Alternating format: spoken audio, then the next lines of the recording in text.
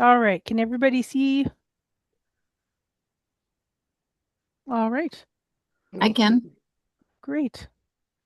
Wonderful. All right. So today we're talking about our pocket response plan. I called this response within reach um, because having something that you have right on you right away it can always help. At a previous position, we had a phone tree that it was laminated. We kept it in our wallet. Um, this goes a little beyond that. So I'll go into it. I have a few diagrams to share. Let's see. All right. Um, okay, so we have the Pocket Response Plan. It is also called PReP. This is a template from the um, Council of State Archives, which is an organization uh, related to the NHPRC and the Shrabs. They have some great resources online. They also help with Archives Month, Electronic Records Day, and some other great programs. So I recommend taking a look. Now, this is a transportable tool. It's going to hold contacts, essential checklists or instructions, in case of an emergency. And this would all be based off of your disaster plan, or if you don't have one of those yet, some of the risks that may be in your area that you would want to be ready for. Now, this was initially created for use by state archives and record centers, but the template is easy to adapt. And Rachel and my predecessors, excuse me, and myself have all made templates to gear it towards different types of institutions that we work with. And I'll have links to all of those in the presentation. So basically, with those links, you can download them and customize the content to what you need. All right. Now, this may look a little overwhelming. There's a lot of words on there. And if you can imagine, this all fits on a piece of legal size paper. But I wanted to show both sides at once as an overview, just to talk about how it's arranged. On the first page, side A, we have our communications or contacts. And these would be phone numbers for individuals and the organizations, both at your institution, but also other organizations and agencies and other contacts that you would need within a very particular time. So this document is specifically for response up to 72 hours. So all of these contacts would be for that time. Staff, emergency responders, building managers, recovery vendors, assistance organizations. And we'll go into more detail shortly. Side B is the action steps that you would take. And this is also divided into step-by-step instructions for the initial response to these emergencies. This You don't want to have a multi-page pocket response plan if you can help it. You really want to try to keep this short and sweet, really just for those initial things. And one thing also to consider is it's not a place to put passwords or confidential information. This is something that people will theoretically be carrying in their wallet at all times. So you don't want to have that type of documentation everywhere. All right. So let's take a look at side A, the communications or contacts. So they've created the separate columns, and each one has a specific purpose. And they have arranged it so that the first people you would need to contact are going to be towards the left of the document, and people that you'll contact later are on the right side of the document. So it starts out with your organization contacts or institutional. This would be people within your organization, including leadership, building managers, members of your disaster team, individuals and or groups that take care of your collections. You can see at the bottom left or at the bottom of that column, we have the specific disaster team and that would identify each person's role within your organization. So you may be thinking, we only have 2 people at our organization or something. This is all scalable to what resources you have available and how your plan works. This is very customizable to what you have. For example, you might have uh, 2 people that are on site every day. So you'd want to make sure that both of those people are contact. What if you're one person? So you find out about the emergency, you contact the other person, you start your action steps from there. For larger institutions, you can break up the different roles. For the disaster team, you can see that we have a response team leader, a communications coordinator, building recovery coordinator, etc. All of those roles would be dependent on how your plan is set up. This is just a template. You can erase most of this. You can add extra things that aren't here on the plan. The second column, we have our first responders. And this, I feel like this would be one of the easiest places to start besides the organization contacts. And it makes you feel like you've gotten a lot done because you at least have those numbers that you would call right away.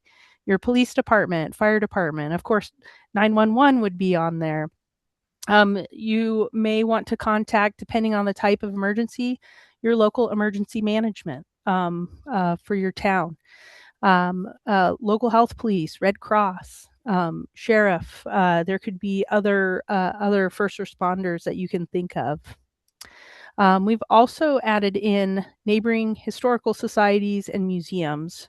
This could also, and I have this in another column, it could be a mutual aid partner. So somebody that may have similar risks that you do, that may have some additional help that they can provide or advice. You'll also see columns for your emergency service providers. And those are basically if you have, let's say, a flood event or a fire or something, these would be the vendors that you would contact to help with the recovery of your collections. So this could be a conservator. This could be a refrigerated truck service to help with water damaged materials. And then also other contacts and regional preservation services. So we do in the template, and the template that I'm showing is the one for museums and historical societies, but we do have public libraries and municipalities as well. And so these do have contact information already placed in there for some of those regional preservation services, including Northeast Document Conservation Center with their collections emergency hotline, and the National Heritage Responders from AIC. All right, so the second side is your action side. So these are for emergencies affecting records and other collections in your institution. So this is a key section of actions.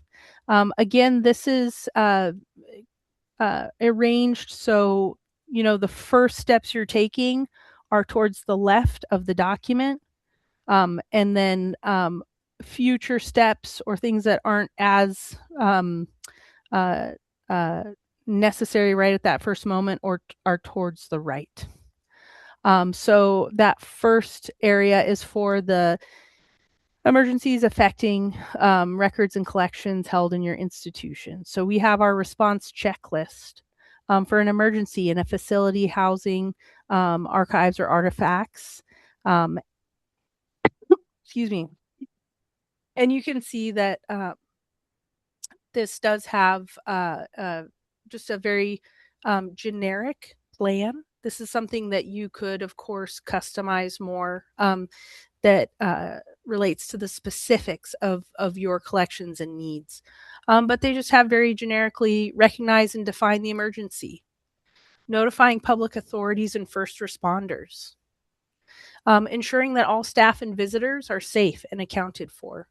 Because human safety always is much more important than our collections. Contact your risk manager, insurance agent.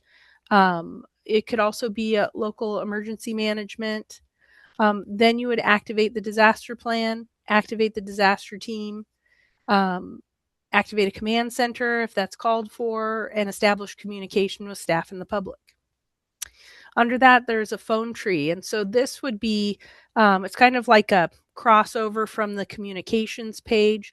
But this is so you have those numbers right away.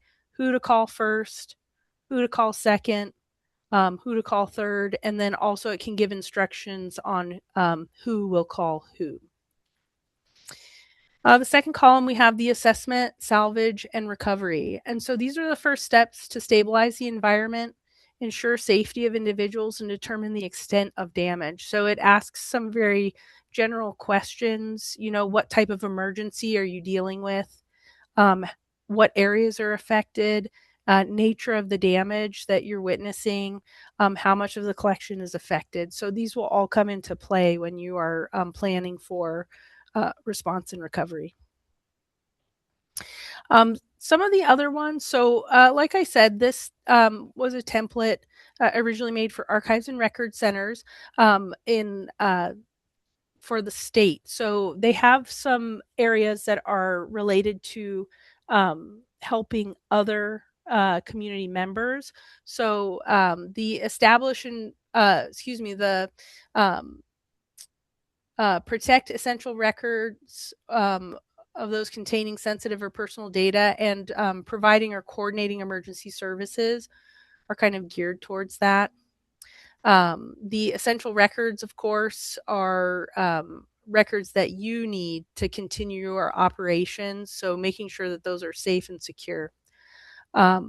With providing or coordinating emergency services, this all depends on if this is something that you have built into your plans. There are some cultural heritage organizations that are used as a shelter in some situations.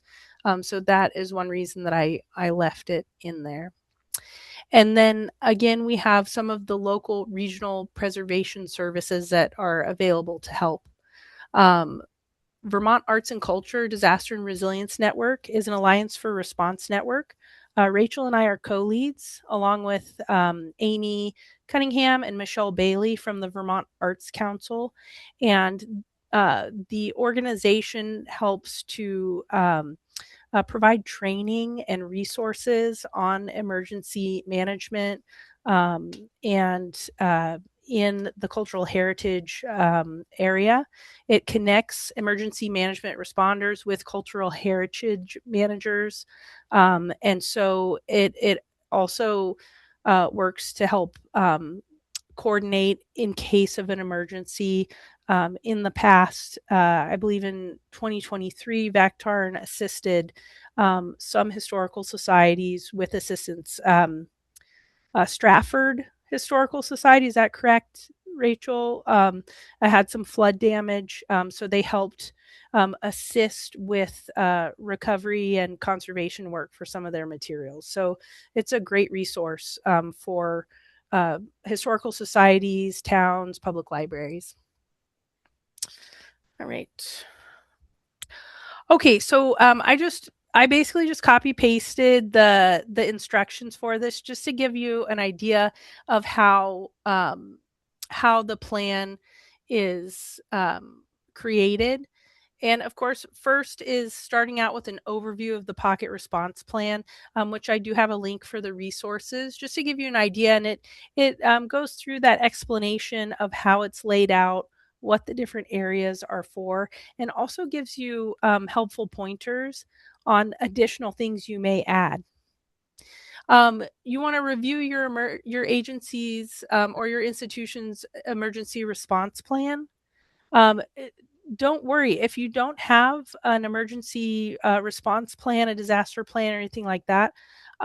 It's not like you can still use this document. This might be a way to get started with that disaster plan.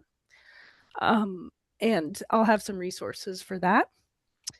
You want to consider each individual staff members or volunteers' own responsibilities in an emergency. Different people will be responding in different ways, and having that planned ahead of time will help in the moment when there is an emergency. Jane, can I ask a question about that? Of course. Does that mean as much about whether individual volunteers might actually be having to tend to their own lives and um, have their own issues that they need to deal with before they're able to participate in any kind of response for the organization? Yes. So, of course, Okay. your own safety and the safety of your family is always paramount, and we want to make sure that we're um, if this is a community wide emergency or disaster, there are things that have to take place beforehand. Uh, one moment.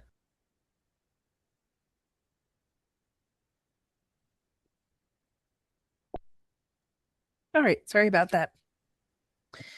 So yes, it would, and that would all be, you know, even if you plan everything to the nth degree, there will always be things that crop up. And so making those concessions for people is really important. Safety first for the responders, for the individuals, and then focus on salvage and recovery. So they do have review the contact categories and generic instructions, which are in the link that I'll provide. You then use the technical guidelines to download the materials and fill in your own plan. There's number 7, keep text within columns. So this is all very. Can you see my screen? My camera. Let me pause the share for a minute. Okay, can you see this? Yes, yes, we Okay, can. good. Okay, so yeah. So basically this has been created and carefully outlined and margins and font and everything so that you can fold it very precisely into this fan fold and fit it into the little credit card. That's why that's in the instructions. Of course, then you print. You're going to trim the document and fold it into the prescribed way, and then they have these handy dandy pocket response Tyvek envelopes that you can keep it in to keep it protected. All right.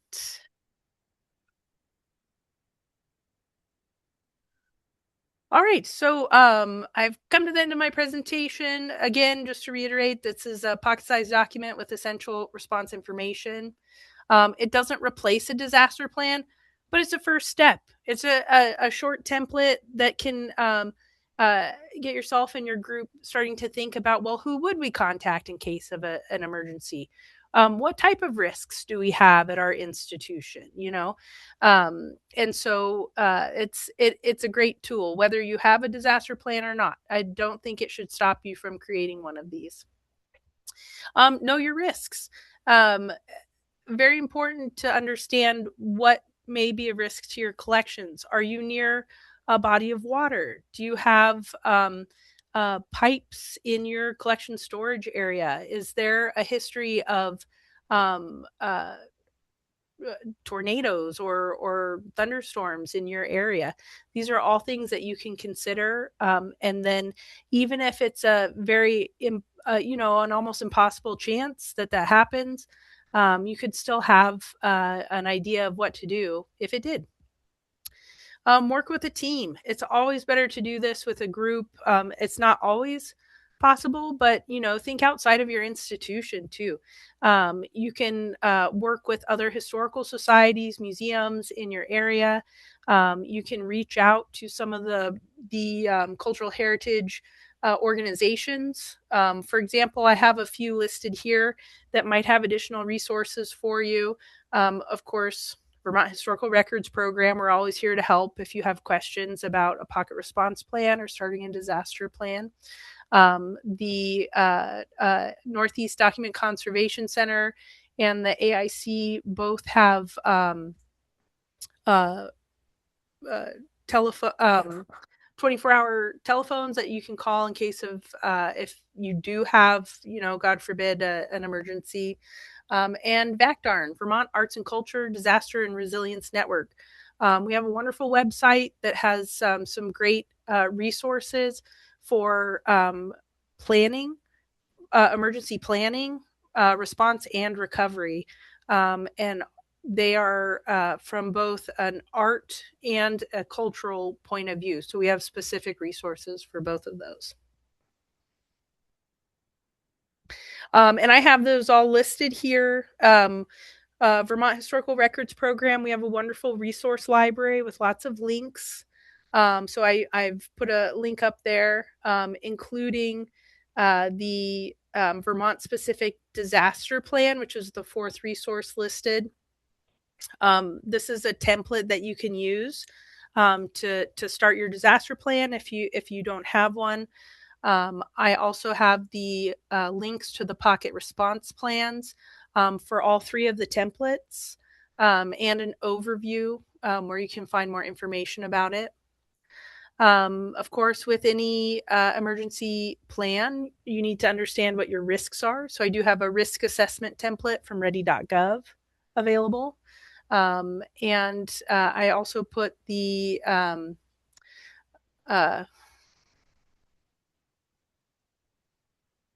it looks like I put the wrong link, so I'm going to fix that before I send it out. But the Vermont Arts and Culture Disaster and Resilience Network website as well. All right. Any questions? Let me stop.